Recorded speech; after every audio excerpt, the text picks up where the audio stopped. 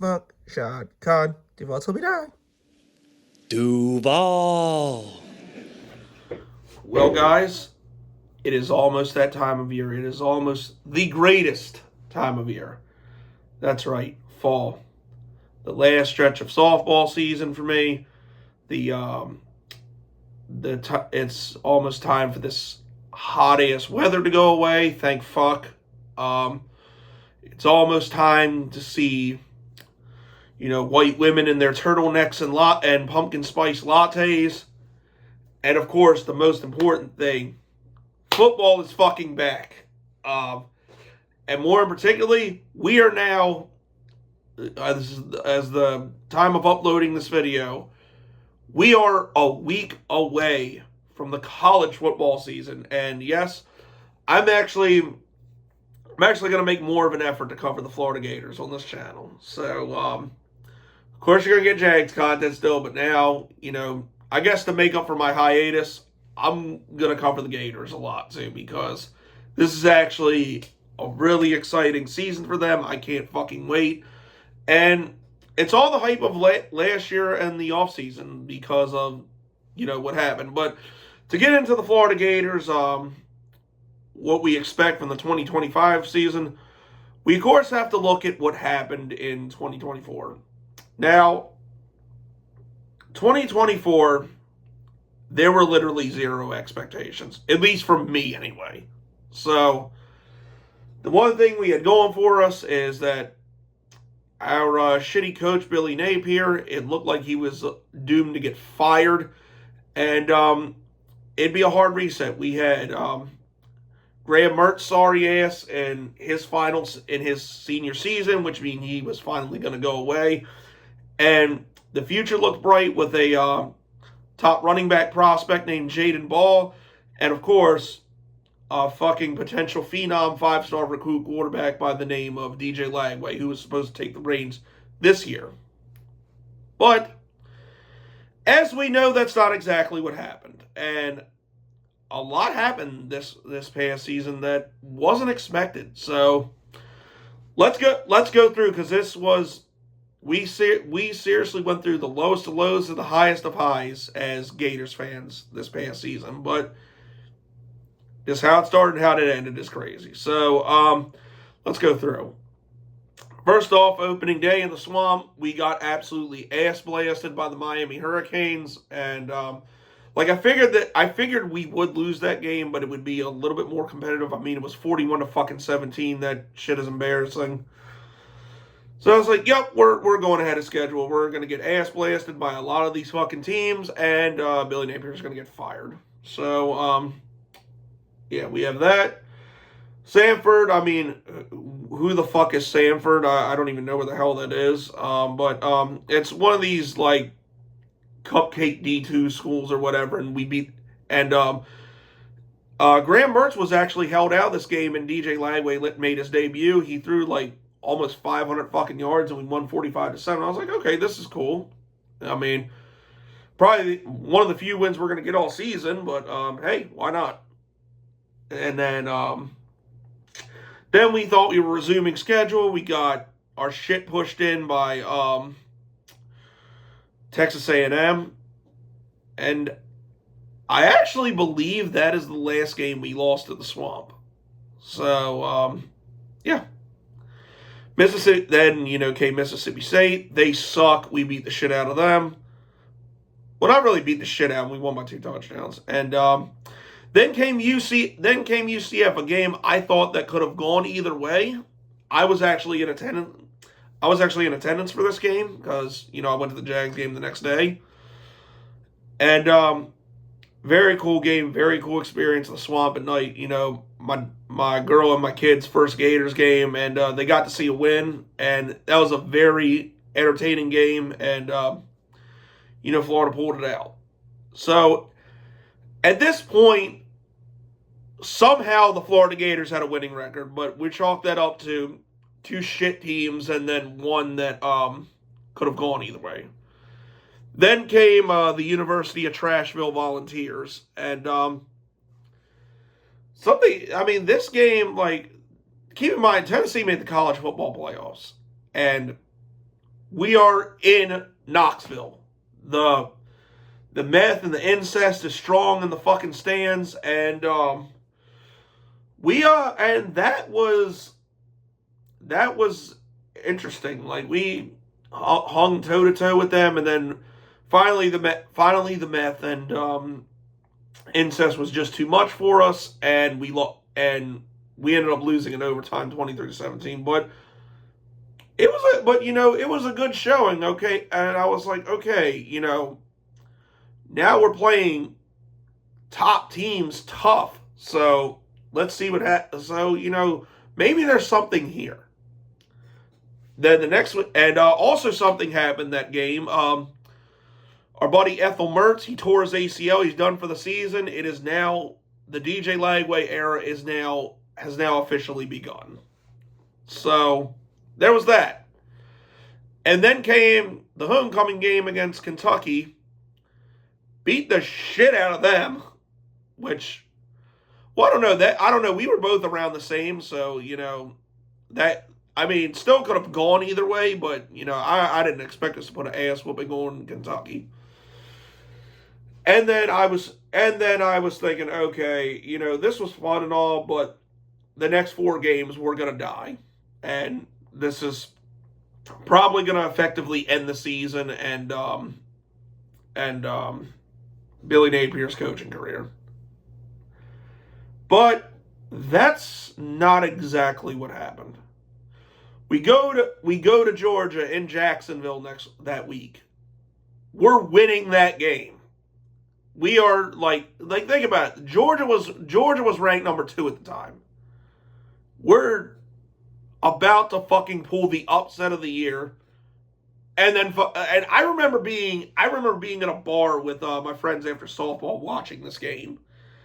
And then right in the second half, I forget what we were up by. We were up by like 1 touch, maybe 6, I think. And then DJ Lagway gets hurt. And it's like, fuck. Now we got to put in the water boy. And I don't even know that guy's fucking name. But, yeah, it wasn't pretty, and we ended up losing. And then we played Texas the next week. And took a serious ass whipping there. And you could tell DJ Lagway wasn't right all the way. So it's like, okay, fuck. Yep, we're back to regularly scheduled program, and yeah, we're fucked. But that's not what happened. This, my friends, would be the last game the Florida Gators would lose this season. Then LSU plays us in the Swamp. They're pretty good at the time too, and somehow we upset them. And of course, I was in the bar watching that game. And I'm like, what the fuck is going on? We're kicking LSU's ass? Like, what the hell? And then we're thinking, okay, this should be the one. We're 5-6 at this point, I think. And then we're hold on, what was the record? Oh no, we're 5-5 at this. We're 4-5 at this point. Or no, Jesus Christ, I can't read this fucking record schedule right. I'm sorry, I'm fucking retarded, I know. Okay, yeah, at that point we'd be 5-5. Coming up, we're a 500 season. We win 2 games. We get a bowl bid. However, the next game is against Jackson Fart and Ole Piss, the number 1 quarterback in the SEC at the time, and they were ranked. They were fighting for a college football playoff spot, and yeah, we're thinking Jackson Fart and Ole Piss is gonna kick our ass. But no. In a very tight game, we score a go-ahead touchdown Jackson Fart implodes on the last drive, and the last game in the Swamp, we upset Ole Piss on Senior Day. So we're like, what the fuck? Then we go to FSU, who fucking sucked that year. Get our revenge for last year. Beat the dog shit out of that fucking disgraceful team. And we're like, holy shit. Unbelievable. And we qualify for a bowl game. And we go to said bowl game against Tulane and beat the dog shit out of them. So, as insane as this season, as insane as it was, we all thought that we were going to suck. We weren't even going to make a bowl game.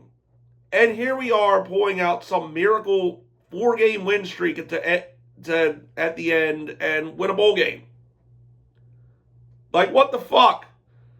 And then, so, one thing I can say, I'm still not high on Billy Napier, but one thing that can't be denied and that we learned this season is the kids there love him and play hard for him.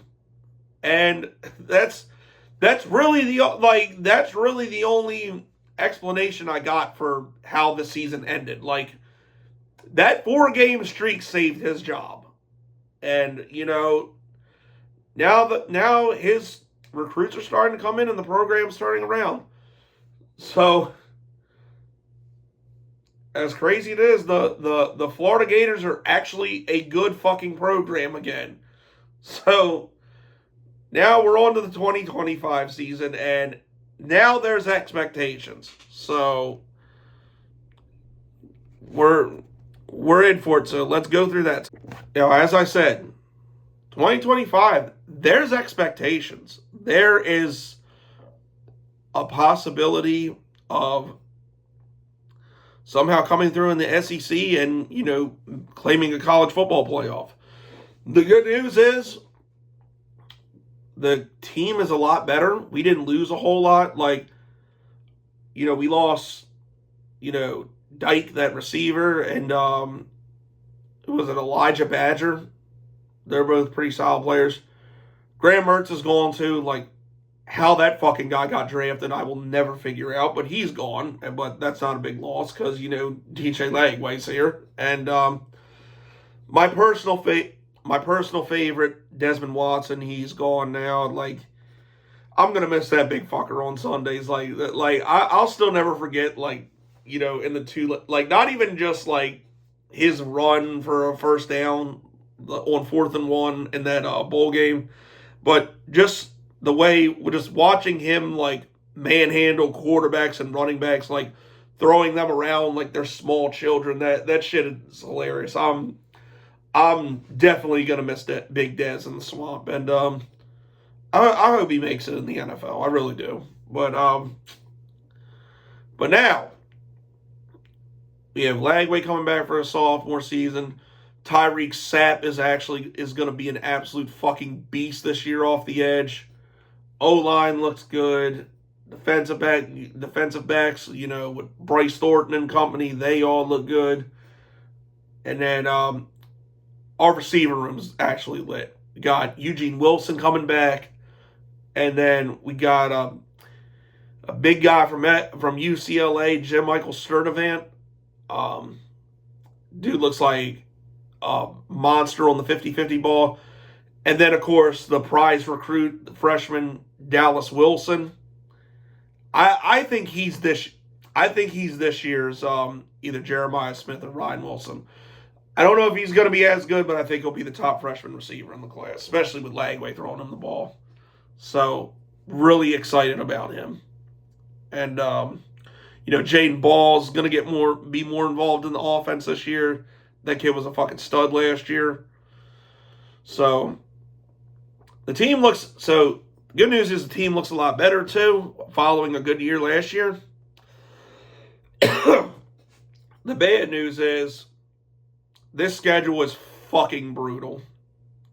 So, shit. There literally is no room for error here. Because, so we start out the year, against LIU. I don't even know who the fuck that is. Oh, Long Island University. I mean, I didn't even know that was a school. And then South Florida. I will actually be at that game. And that will be those should be 2 easy wins. Then we get the first test in a 2-game road trip. Got LSU. They're ranked better than us this year, but they also were last year. So we're in Baton Rouge this time, so that's going to be a good one. So hopefully we pull that out. Miami, time to get revenge on those fuckers for last year. Of course, Cam Ward is gone. They have Timmy Beck now. So we're going to... So hopefully we handle business there. Then a huge one. Texas, the number 1 ranked team in the country right now, coming to the Swamp. That is, I really don't understand why. Like of all the games people are talking about, I really don't understand why people aren't talking about that game that much. Because you got Arch Manning versus DJ Lagway, 2 of the best quarterbacks in the entire country, 2 that are definitely going to headline their own draft class. Each one will be the number 1 overall pick in the draft unless they happen to go in the same draft. Then, it's a toss-up. But that's gonna be tough. Like, that's gonna be a really fucking tough game, and hopefully somehow they pull that out. Then Texas A&M, we beat them last year, we should beat them this year. Mississippi State, they suck. Then Georgia. Timmy Beck is now in fucking Miami, and Georgia, I think, will still be a good team, but I think they're taking a step back this year with losing him and a couple other pieces. So they did lose some studs on defense too. So this might be the year where we can finally fucking beat Georgia again. I haven't said that in a long time. Like, I sure as hell didn't say it last year, and I didn't say it a couple years ago. But like, this is the first time in a while. Like, I really think since the Kyle Trask, Kyle Pitts days that, like, this is the first time I really feel like we got a shot at beating Georgia. So, that'll be interesting. Then Kentucky, that game is always good, but we usually end up winning. Ole Miss, definitely expect them to take a step back without Jackson Fart. So, there's that. University of Trashville, that should be an absolute revenge game. Florida State, who gives a fuck? We're kicking the shit out of them. They're not on our level. They haven't been for a while. So, like I said, it's a tough schedule, but if we somehow make it through this, but the thing is, if the Florida Gators somehow make it through this gauntlet, losing maybe 1 or 2 games, there's no denying there will be quality wins in there, and they can't deny putting us in the college football playoffs. The first time in a long time, man. Well, really, since the college football playoff was invented, like, we've kind of gotten shafted, like, with national championship games. So, this might be the year I would say the expectation is we got to find a way to fucking make the playoffs this year. Like, the bowl game last year was a cool story. It defied all logic and expectations, which was really exciting. Now there's expectations. Now the squad's got to meet them. So I think they can do it. Will they? Who knows? But good luck, boys. That's all I gotta say. And of course, I'm probably not gonna talk about them as much as the Jags, but I'll be around after the big games with them. So we get that. But like I said, I'm really excited to watch the Florida Gators this year. It's gonna be a very good It's gonna be a good season. I'll put it that way. But that's it. That's all, people. Been your boy Jagging Off. Go Jags. Duval till I die. Go.